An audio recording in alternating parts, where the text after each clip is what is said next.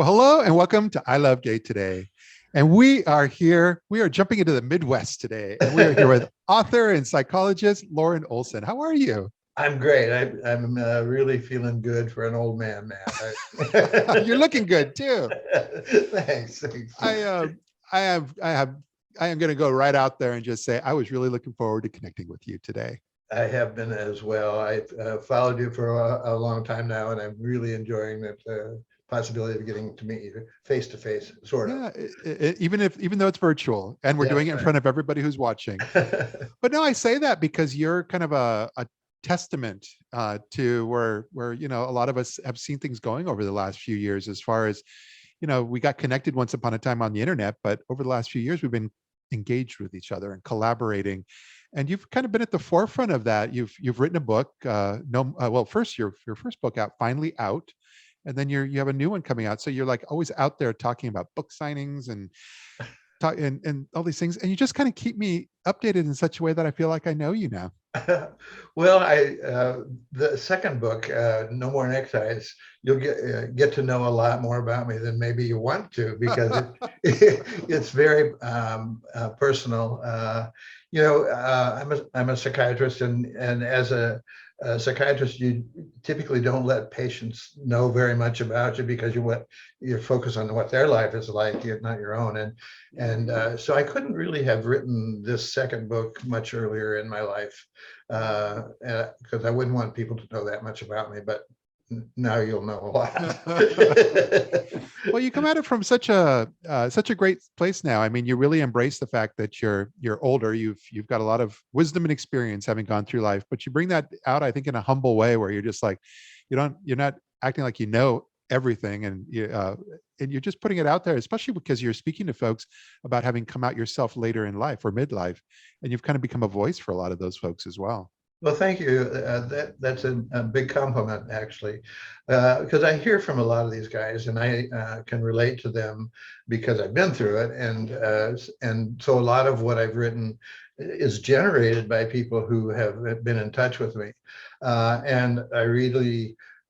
My heart goes out to them because of the struggle that many of them have of coming out later. And we think it's so much easier now to come out, but that's very much a regional issue or a politically conservative issue, or there are so many things that influence that. It's not easy for everyone, and so there are a lot of guys who've taken the sort of the normal pathway and gotten married and have kids. And often they have a religious background too, which complicates it. And all those things together make it very difficult for them to come out. Yeah. Well, I grew up in LA, and between LA, San Francisco, and I'm 55 years old. So I say all that because, I grew up with the fact that there were always so many folks that would move out to LA from the Midwest, gay men, Yeah. and so often they were running away, they were escaping. So I think you write about those folks that didn't escape, that stayed, decided to just raise a family and do all that. But so many folks had escaped, came out to LA and tried to live their best life, but far away from all those pressures. That's exactly the way I see it. I think there, if you grew up in the rural Midwest or perhaps in the Southeast or where you had two choices. Either you ran off to the city where it was comfortable to be out, where there were more people that you could identify with, or you took the course of getting married and having a family and hoping that you'd grow out of it or that your wife could fix it or whatever your expectations were. A lot of them, like me, didn't really understand or have a clue about it until they were much older. And so there are men 40s, 50s, 60s, even in their 80s that are coming out. Well, you got to do it sometime. That's the way I look at it. But for many, it means giving up a whole life that they've known. I think it's especially difficult for fathers who have children by their wife, and to walk out of that and feel like you're abandoning your family is extremely difficult. Yeah. Well, I noticed that, not only are you an author, but I mean, you're a writer, and you've on your website are some of your older blog posts and newsletter and so forth. But it seems because you've been especially lately, kind of emerging so strongly on social media, that I've noticed that your writing has become even more plentiful, stronger, but you're keeping a lot of it. You're like, it's on Medium and a lot of those places that are the newer formats that I've noticed that a lot of folks follow. Yes, one of the things I did, Matt, was during COVID, I was sort of locked in like everybody. And so I began this series of essays that I was, and then after a while, I thought, well, this is almost book length. And so I began to focus on, and the format of this book is a series of essays. And it's not a chronological history of my life. It's a memoir based on essays of particular issues that came up. And so I wrote that during the course of the isolation, and it probably kept me from going crazy because I really needed something to do. And so I put a lot of energy into it. That's what this show is for. We did the same thing, life stopped in March 2020. And so in April, we decided, let's just kind of like on a whim and, for both of us. That's about when I started writing the essays. And I'm very pleased with the way this book is turning out. It won't be out until May of 2022.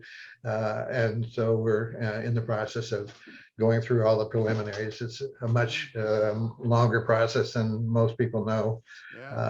But the pre-orders will be up probably by November or December of this year. Yeah. Well, I do love on social media that you blend your personal and your business life, and and I love seeing the gentleman farmer side of you as well. Yeah, that was 25 years of just a wonderful life in the country, raising cattle and sheep, and as we mentioned before, a few chickens thrown in, and it was a wonderful life. But both Doug and I got older, and it became a harder life in some ways. Farming is not for sissies.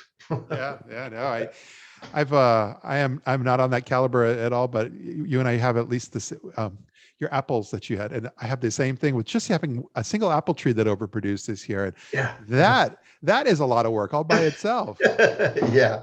And at one point we had about 200 head of cattle. Wow. And a flock of sheep, and it was a life that we really enjoyed. But we've gotten older and had to transition into finding other ways to find meaning in our lives. I think this is amazing, and mostly, as you know, I travel a lot, and I go to the Midwest quite often. I've been through Nebraska, and so I would love to, even though I know you're in Iowa. And but no, I would just love to. I very much look forward to being able to connect with you in the real world. Well, I hope that we can sometime, Matt. I would enjoy that too, wherever it is. I agree. But thank you so much for just taking a few moments and sharing some of your story with our audience here. Well, thanks for doing this, Matt. I really appreciate the time. Absolutely. Great seeing you here. It feels good, so good.